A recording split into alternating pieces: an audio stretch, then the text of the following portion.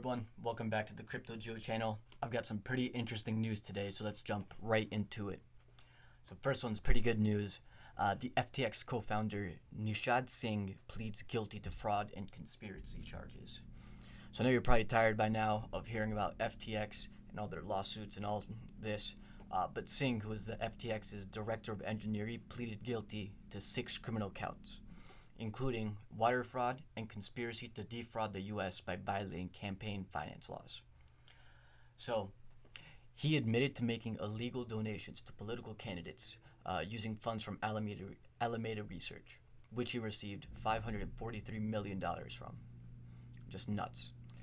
He claims that these donations were intended to bolster the political influence of FTX and Sam Bankman-Fried. Nothing too new here, it's just cool to see him admit to all this. They say that he found out in mid-2022 that Alameda was borrowing billions of dollars of customer funds from FTX. He also claimed that he falsified FTX revenues at SBF's request to make the company look more palatable to investors. So yeah, just a whole lot of them just complete scumbags. It's pretty ridiculous that he can go effectively steal money from people to go fund politicians to just continue to fuel FTX and make them what they were trying to be, like a regulatory powerhouse in crypto. Stuff like this is just nuts. It's good to see this happening. Alright, so this next one's pretty cool. Congress is going to hold the first ever hearing on a regulatory attack on crypto. So what do I mean by this? So a body in Congress is challenging the recent crypto enforcement actions and banking lockouts from the from the federal regulators. And this is set to occur March 9th, about a week from today.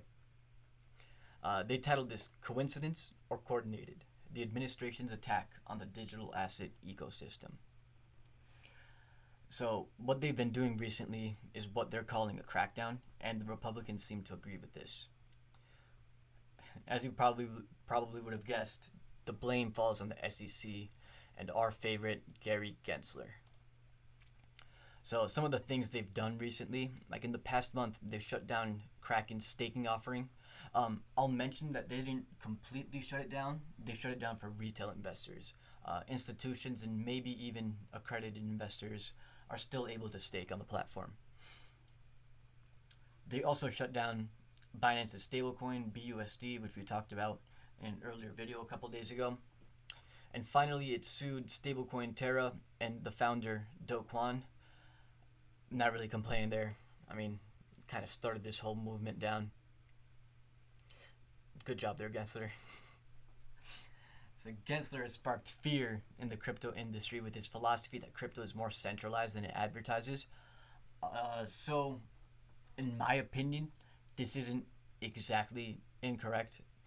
I mean, other than Bitcoin, it's really up for debate how centralized or decentralized some of these currencies are.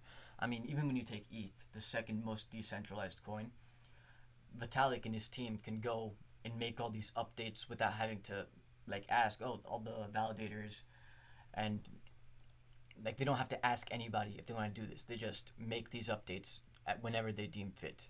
That's not too decentralized. There is a team in the middle deciding what happens to ETH. That's kind of the bottom line. In other aspects, of course, it's more decentralized, but I mean, pick your poison. So, what I haven't really heard too much about is apparently there's rumors about debanking crypto companies. So what this means is that, let's say you use Coinbase and you have your bank account connected to it. They want to sever the connection between Coinbase and the banking provider to stop anyone from depositing US dollars from a bank into the crypto into the crypto exchange to go and buy crypto. That's won't be a good thing if that happens. However, there's a joint statement from the Office of Comptroller of the Currency, the Fed, and the Federal Deposit Insurance Corporation, where they said, banking organizations are neither prohibited nor discouraged from providing banking services to customers of any specific class or type as permitted by law or regulation. In my opinion, talk is cheap. Focus on what they do. I really don't care what they say. Never listen to what people say. Listen to what they do and the consequences of their actions. So yeah, we'll see about that. Um, it's funny that we see this right after that article, but many in Congress publicly applaud the firewalls between traditional finance and the crypto industry, crediting them with saving the broader market from contagion by quarantining the crypto collapse. So yeah, thank God you did this after FTX collapsed and lost billions of dollars. The fact that many in Congress publicly applauded this, while Republicans are the ones having this entire thing, signals to me that it's mostly Democrats on the side that are applauding. Democrats who, incidentally, received the majority of the funds from FTX. So go figure. A bunch of hypocrites. Anyway, last point. So a January tweet from the committee's GOP feed called for new legislation to replace the Howey test as a means of combating what Ohio Republican Warren Davidson called Gary Gensler's selective enforcement. So we mentioned the Howey test in a previous video, and pretty much it's just how you decide whether or not a product is a security. The problem with it is that like the rules or like the conditions are somewhat vague and they're up for discussion. Whenever it's up for discussion, someone has to make a final decision. Just so happens that right now it's Gary Gensler. So if he really wants something to be called a security, he can probably have it be called a security. So, yeah. I'm going to follow up on this on March 9th to see how this hearing goes. Alright, and we'll end off with two pretty quick articles, just some cool adoption kind of things. So Unity, this gaming engine, now taps MetaMask, Immutable X, and Solana for Web3 developer tools. So this platform for game developers introduces an online storefront for decentralized tools. What this means is that, like in the MetaMask case, they have an SDK, a software developer kit, which will allow the developers to connect their games directly to the MetaMask wallet. So what this means is that now it's going to be much simpler for people to go maybe transfer NFTs between their wallet and the game, or vice versa. Any coins they might mine in the game, they can go and remove it out. It's going to vastly simplify the way gaming, the way play-to-earn gaming like operates, and it's really cool to see. So this isn't just for MetaMask; it also supports 13 different blockchain-based SDKs, including in Algo, Aptos, Dapper Labs, Immutable X, MetaMask, Solana, and Tezos. Just side note, Immutable X, I really like this project. It's something I'm going to be planning to invest in soon. Not right at the moment. I'm going to wait. As I've mentioned before, I do think we see another down in equities and crypto. So once that happens, I'll start to slowly just dollar cost average it. So yeah, no, this is nothing new. Yeah, that's about it here. Last one.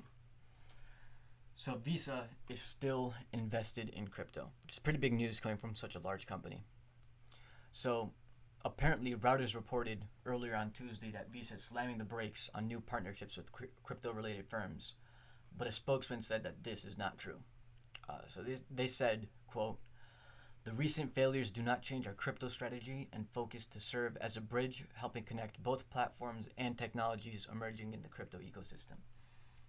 Don't know where Reuters, I don't know how to pronounce it, got that idea from. So they also said, "Our view has not changed that fiat-backed digital currencies running on public blockchains have the potential to play an important role in the payments ecosystem." So they're not going all in already and saying, okay, we're going to accept Bitcoin and let you use that as a means of payment.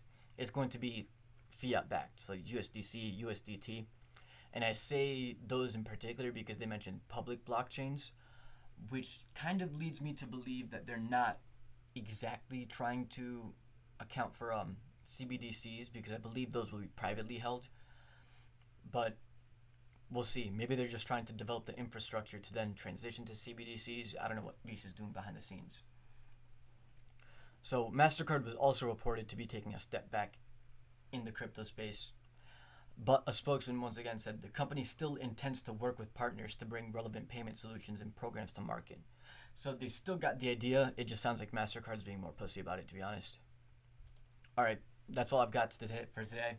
I hope you enjoyed, and until next time, take care.